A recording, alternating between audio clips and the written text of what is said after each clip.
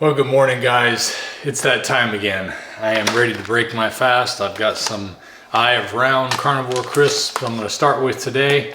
It has been 72 hours, and I just wanted to be able to come and share with you guys that it's been really amazing to me that I've been able to do this 3 weeks in a row. And this past weekend was a tough one. I was really ready to eat the night before last, but I made it through. And let's see what the results look like. So today's November 12th, and I took my readings November 10th, which was, let's see, today's the 12th, so it's Sunday. I didn't take them Thursday, but I took them Friday afternoon at 1:04, and my blood glucose was 75, and my ketones were 1.8. And then yesterday morning, I took my morning readings. Ketones were 2.2 and glucose was 61, which was really good for a morning reading. That was at 8:17 a.m., which was a little later than I got up. But then last night, when I came home from the health conference, we were at the, the Florida Health Summit, and basically it's about medical freedom and food freedom. It was a great show. There's, I'll put a link in the description if I can find the link, but I'm sure I can. It'll be to a Rumble site though, because this is not going to be on YouTube. I can tell you that right now. They were talking about a lot of things I know that wouldn't be allowed by YouTube, but it was a great show. I met a lot of great people over there. I was surprised how many people from my area here watched the show, because I must have met a dozen people yesterday. Let's see, it was Jason and Gretchen and Daniels and Wade. There was a handful of folks there that recognized me, and I was really thankful to be able to have brought so many people to see this event. There was another couple that was wonderful, wearing all their red, white, and blue. I can't quite recall their name right now.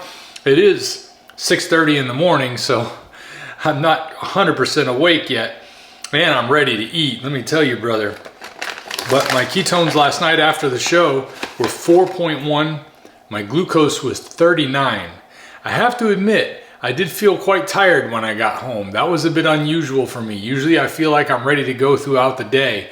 I was gonna spend the evening after I got home yesterday getting the grill ready, but I didn't because I was ready to relax. I was just a little beat after that show, but I mean, it was an 8-hour show, plus I was there an hour early. I stayed an hour late because I got to talk to Dr. Baker a little more, and I'll have some footage of that for you here in a moment, because I asked him about this plan that I've had to incorporate fasting and moving my eating windows, and I'll be glad to show you that in a moment. But my ketones this morning, as you can see, were 4.6. I'm in a deep state of ketosis. Almost again makes me think, do I really want to break this fast? But yes, I do. I am ready. I've been looking forward to it. I've set my goals. I've made my plans, so I'm going to stick with what I've planned. And my glucose was 43. That's a pretty remarkably low waking glucose. I'm not worried about it though, because I've got the ketones there to give me the energy that I need. I've had a few people comment that they think my blood glucose is too low, but you got to understand, when you've got ketones to supply energy to your body, your glucose is not as important.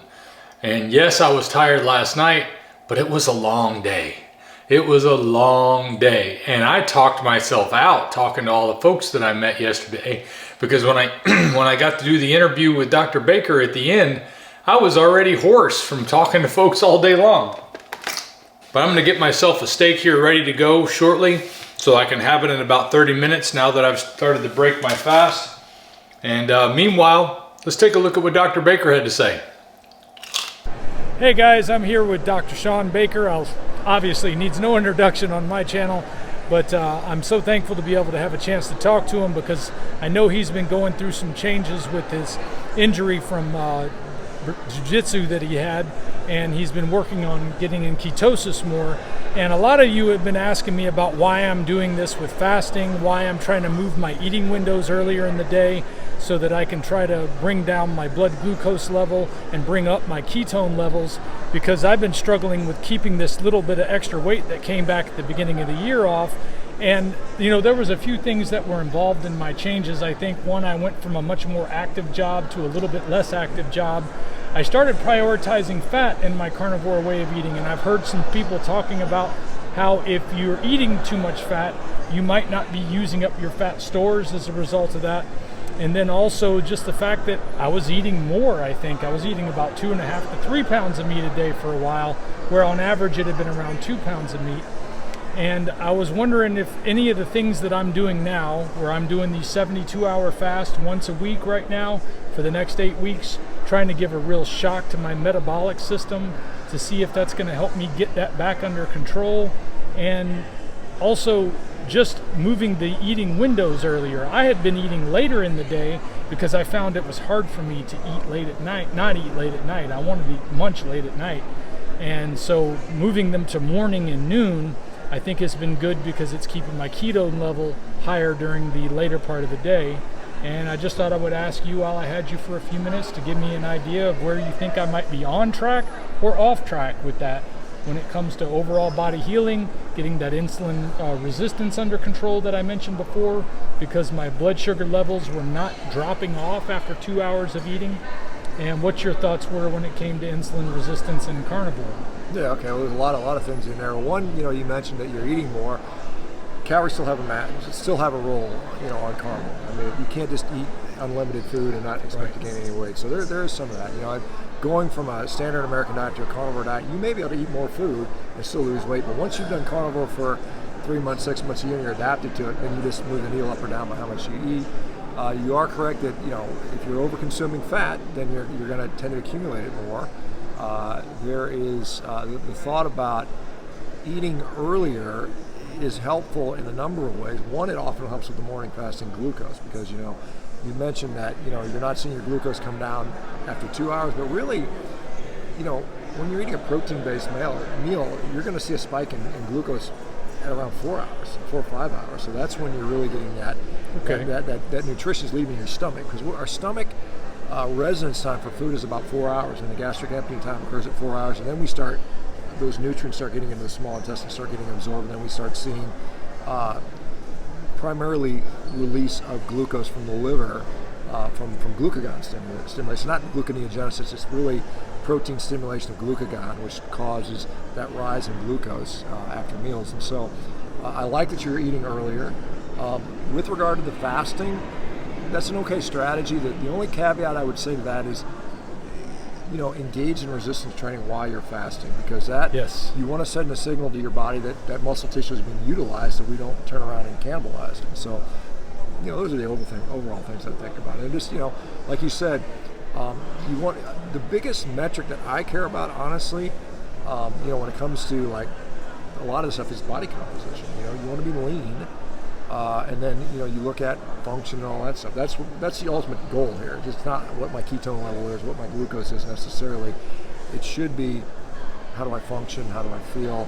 What's my body composition like? And that's the ultimate metric. Because all this other stuff that we're worried about is still kind of a guess. I mean, we think we know, but then we find new information. We've got these continuous ketone monitors are just coming out now. That's going to change everything again. We're going to have all this different data that's going to be like confusing, and so it's going to be like, at the end of the day, keep the goal the goal, right? You think, what is my goal? When somebody's not healthy, your goal is not to be, blood ketones are 3.4 the rest of my life.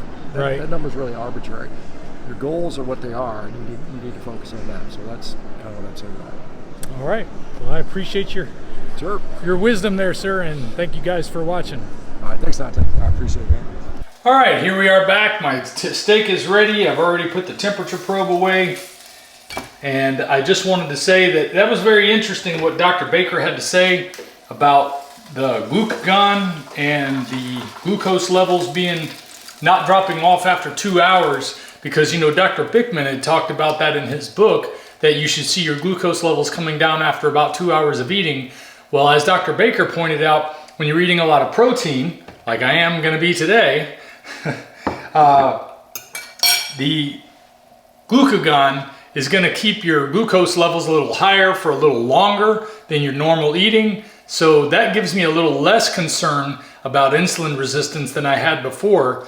But at the same time, I am seeing the benefits. I can see it in my face. I can see it in my waist, and I can see it in my weight. I'm down to 183 today. This is the lowest I've been all year since I started to put that weight back on. So the fasting has helped with getting that leanness that I want to be able to maintain. And that's exactly what he was talking about, that I was looking at to start looking closer at glucose and ketones.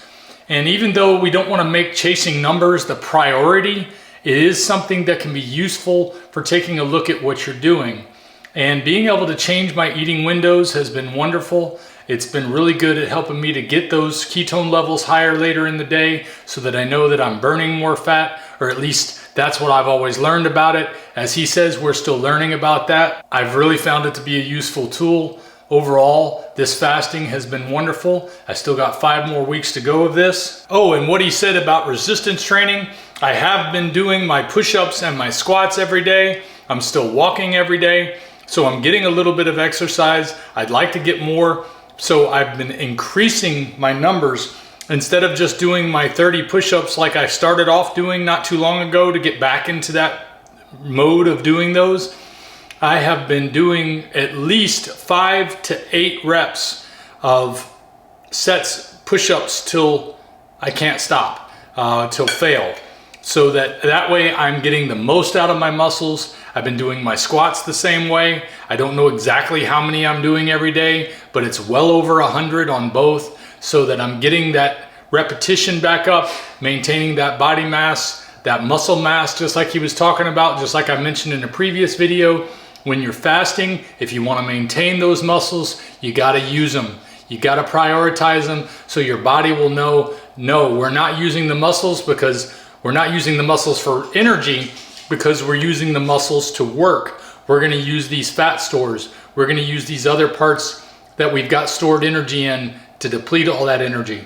And I know a lot of you guys were looking forward to me showing you that grill today, but I'm not ready to show you the grill yet because, as I said, I didn't have time to get home and get it set up last night. But also, I mean, I could do it for my second meal today, but my wife told me yesterday that there was a Bible conference in town that she wanted to visit, and she went yesterday while I was at the health event. And today, I'm gonna join her at 10 o'clock this morning, and then I gotta go to work at 2 o'clock. So I'm probably just gonna come back and use the good old Dreo chef maker to make my second meal for today, and then I'm off to work. But I'm gonna get that grill video out soon. So I appreciate you guys tuning in, and I'll see you next time.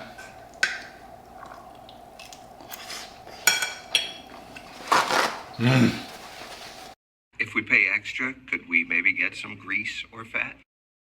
One of the things I do to fight back against big food and big pharma is to recommend companies that make animal-based products that are good for our bodies and good for our skin. In this case, I'm talking about Vintage Tradition. Vintage Tradition tallow balms are a go-to for me now, especially the unscented one. I like it because it doesn't have anything extra in it other than extra virgin olive oil and tallow rendered from suet. For the tallow they use making the tallow balm, highly saturated and therefore more therapeutic than any other. So if you want some ancestrally appropriate skincare products that are going to help support the carnivore movement, head over to vintagetradition.com and use my discount code DANTE, D-A-N-T-E, to save 10% on your order. I promise you won't regret it. Their products are fantastic. I love them and I use them all the time.